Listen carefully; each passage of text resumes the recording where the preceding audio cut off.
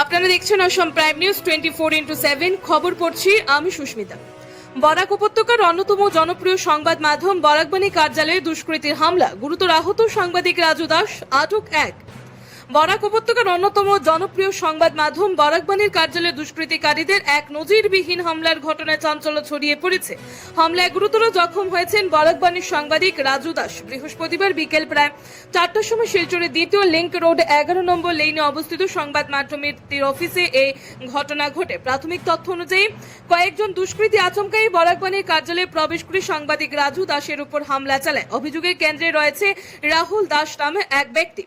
প্রত্যক্ষদর্শীদের দাবি, অফিসে ঢুকে অভিযুক্তরা রাজু দাসকে লক্ষ্য করে অতর্কিতে মারধর শুরু করে সাম্প্রতিক একটি অনুসন্ধানী সংবাদ প্রকাশের জেরে এই পরিকল্পিত হামলা হয়েছে বলে প্রাথমিক অনুমান করা হচ্ছে। অভিযোগ, মূল হামলাকারীর সঙ্গে আরো কয়েকজন বাইরে অবস্থান করছিল। তারা অফিসের দরজা ভেতর থেকে বন্ধ করে সাংবাদিকদের উপর নির্মম নির্যাতন চালানো হয়।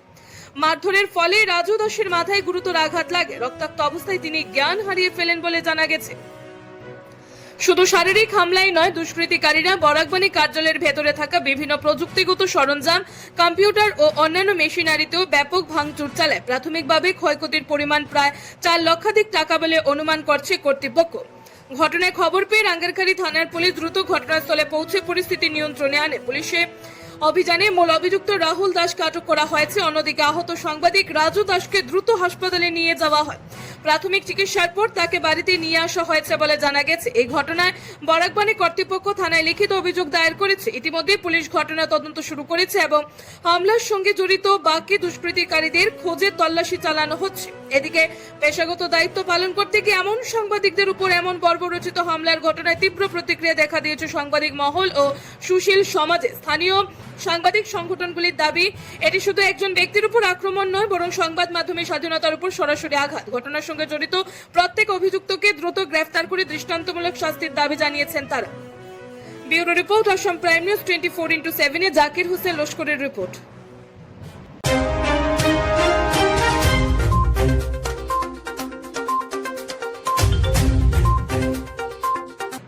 বৃহস্পতিবার দিন বিকেল 4টের দিকে হঠাৎ আমার কাছে একটি নাম্বারে ফোন আসে। ফোন এসে আমাকে জিজ্ঞেস করা হয়, দাদা আপনি কোথায় আছেন? বললাম আমি তো অফিসে আছি। সাধারণতভাবে যেভাবে ফোন আসে যে থাকি সেইভাবেই বলি যে আমি অফিসে আছি। তো বললো আপনার সাথে দেখা করা যাবে? আমি বললাম হ্যাঁ নিশ্চয়ই, যদি 5:30 6টার ভিতরে আসতে আমাকে বরাকবাণীতে পেয়ে যাবে, তারপরে বরাকবাণীতে পাবে না, আমি বেরিয়ে যাব। তো বললো আচ্ছা ঠিক আছে দাদা।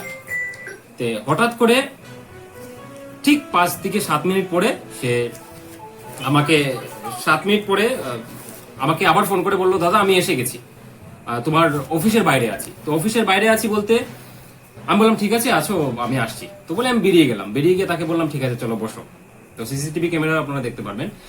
তো বসানোর পরে সে আমাকে জিজ্ঞেস করতে লাগলো কেমন আছো, ভালো এই সে। আমি বললাম হ্যাঁ, বলো তুমি কিসের জন্য এসেছো? তো আমাকে বললো না নিউজ তো করছো অনেক, দেখছি স্কুলের নিউজও করছো, এই নিউজ করছো, অনেক নিউজ আমি দেখতে পাচ্ছি। আমি বললাম ঠিক আছে নিউজ করছি, তোমার কি বিষয় আমাকে বলো, তোমার কি নিউজ? বলো না আছে আমি বলছি। বলতেই সে দরজাটা লাগিয়ে নিল। দরজা লাগিয়ে নিল বলতে আমি একটু অন্যমনস্ক ছিলাম, যেহেতু আমি কাজে ছিলাম। দরজা লাগিয়ে নিয়েছে। লাগিয়ে নেওয়ার পরে হঠাৎ করে আমার উপরে কিছু একটা দিয়ে আঘাত করলো জোরে। আমার মনে হচ্ছে যে কোনো ধারালো অস্ত্র ছিল, যেটা আমার মাথা আজকে 3টা সেলাই লেগেছে। হয়তো মাথার মধ্যে আমাকে সেটা আমি বুঝতে পারিনি সঠিকভাবে আসলে কি ছিল, কিন্তু এতটুকু অনুমান করতে পেরেছি যে ধারালো অস্ত্র ছিল। মারার পর আমি লুটিয়ে পড়ি মাটিতে। পড়ার পরে আমি প্রায় 30 সেকেন্ড আমি একটু অজ্ঞান হয়ে যাই। অজ্ঞান হওয়ার পরে তারপরে আমি যে সময় জ্ঞান ফিরে তখন আমি চিৎকার দিই।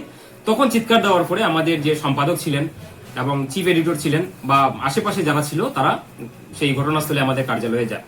গিয়ে তাকে আটকানো হয়। আটকানোর পর ঘটনাস্থলে পুলিশ আসে।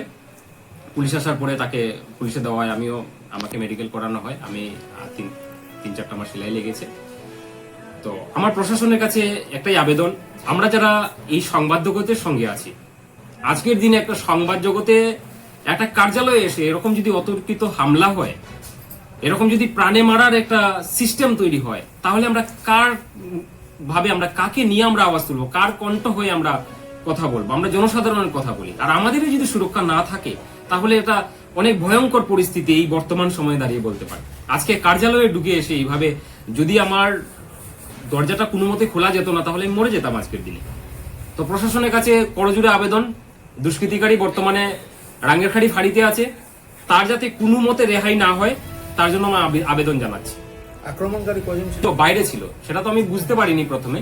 আমি যখন সিসিটিভি ক্যামেরা দেখলাম যে তারা একটা সিস্টেম করে এসেছিল, একটা চক্রান্ত করে এসেছিল যে আমাকে প্রায় প্রাণে মারার পর তারপরে তারা বেরিয়ে যাবে। হ্যাঁ, 4-5 জন বাইরে যেমন সিগন্যালের কাজ করছিল আর কি। তো কি হয়েছে, তারা দুজনই ছিল, দুজনের মধ্যে একজনই আমার উপর আক্রমণ করেছে, আর পাশে যে ছিল সে দরজাটা খুলে দিয়েছে, না হলে আমি প্রাণে বাঁচতাম না। হয়তো কোনো ভালো কাজ করেছি কোথাও, তার জন্য সে দরজাটা ছিটকিটা খুলে দিয়েছে, না হলে মৃত্যু অবশ্যই হতো। তারপরে সিসি ক্যামেরায় দেখলাম প্রায় 4-5 জন বাইরে রোটেশনে চালাচ্ছিল।